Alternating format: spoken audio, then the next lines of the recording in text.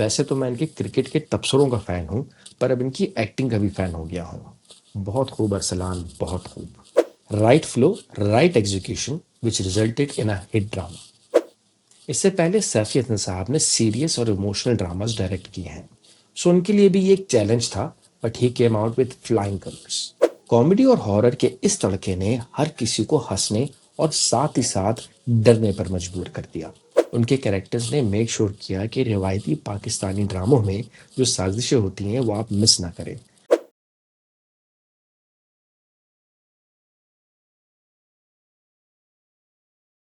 जिनकी शादी उनकी शादी की एंडिंग हर लिहाज से परफेक्ट रही। स्टोरी हो या एक्टिंग, डायरेक्शन हो या बेहतरीन डायलॉग्स, इस ड्रामे ने हर किसी को अपना फैन बना लिया। बहुत कम ऐसा होता है कि कोई ड्रामा हर फ्रंट पर 10 में से 10 नंबर ले। जिनकी शादी उनकी शादी उनमें से एक ही निकला। Let's discuss what made it a success. Number one, story. जिनकी शादी उनकी शादी ने एक ग्रेट रिस्क लिया। कन्वेंशनल रोम कॉम, सास बहू और रिवायती कहानियों से हटकर एक अनोखी कहानी तख्लीक की। एक जिन और इंसान की शादी।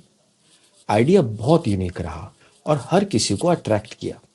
बड़े हों या बच्चे, जेन जी हो या मिलीनियल्स, इस ड्रामे ने हर किसी को मुतासिर किया। कॉमेडी और हॉरर के इस तड़के ने हर किसी को हंसने और साथ ही साथ डरने पर मजबूर कर दिया। खास तौर पर आखिरी किस्त ने वाकई एक्शन पैक्ड सीक्वेंस दिया। आज से पहले इस तरह की मिथोलॉजिकल शोज बनते जरूर थे, पर हस्बे मामूल स्टोरी बीच में इंटरेस्ट लूज कर जाती थी। पर जिनकी शादी उनकी शादी ने टाइमली एंडिंग करके इस शो को सुपर डुपर हिट बना दिया। एक अच्छी एंडिंग हमेशा वो होती है जिसमें तशनगी बाकी रह जाए। Fans wanted more even after the last episode. और क्या चाहिए, यही एक कामयाब शो की निशानी होती है। सैयद नबील ने एक बेहतरीन कहानी लिखी है। बेहतरीन डायलॉग्स, विटी वन लाइनर्स और हॉरर में बीच बीच में कॉमेडी का तड़का। मजा आ गया। At the same time Shamoon Abbasi की भी तारीफ बनती है, जिन्होंने इस शो का ओरिजिनल कॉन्सेप्ट दिया। From my side the story gets 9 out of 10। बात करेंगे डायरेक्शन पे।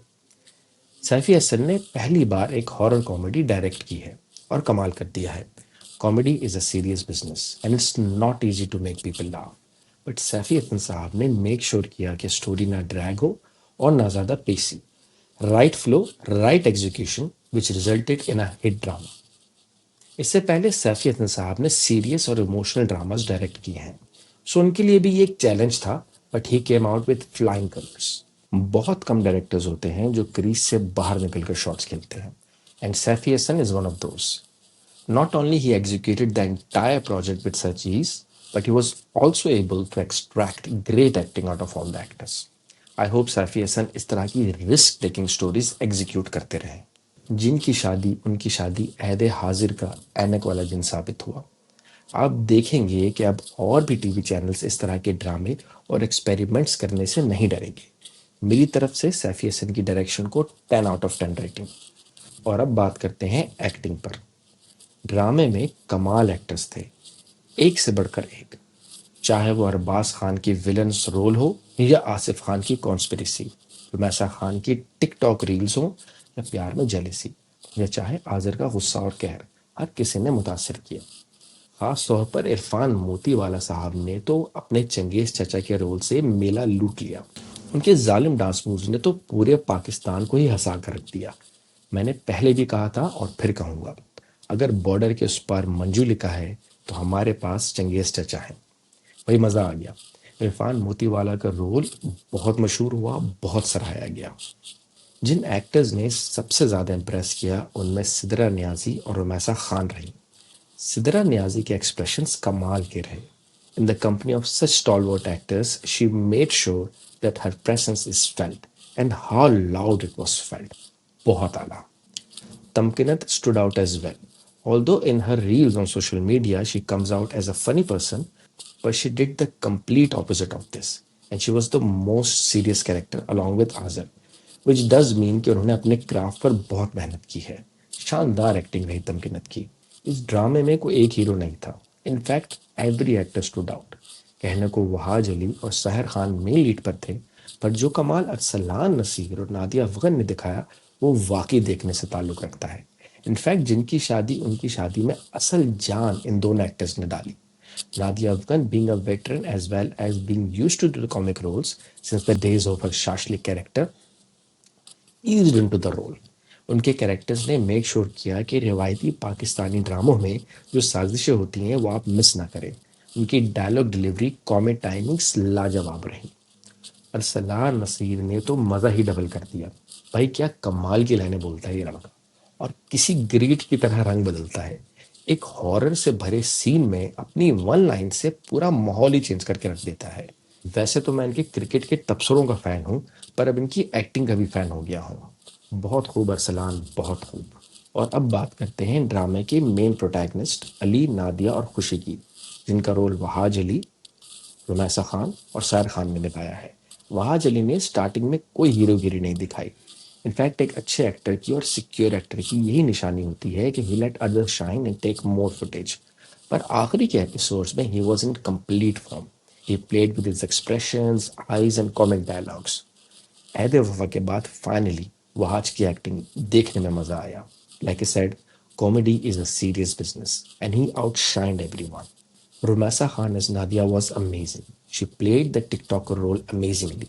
इनफैक्ट स्टार्ट के एपिसोड में तो पूरी तरह से छाई रही, पर it was her emotional acting that stood out the most. ये ड्रामा सिर्फ हॉरर कॉमेडी नहीं रहा, बल्कि इमोशंस भी साथ थे, और रुमैसा खान ने बेहतरीन एक्टिंग के जरिए इमोशनल सीन्स में जान डाल दी।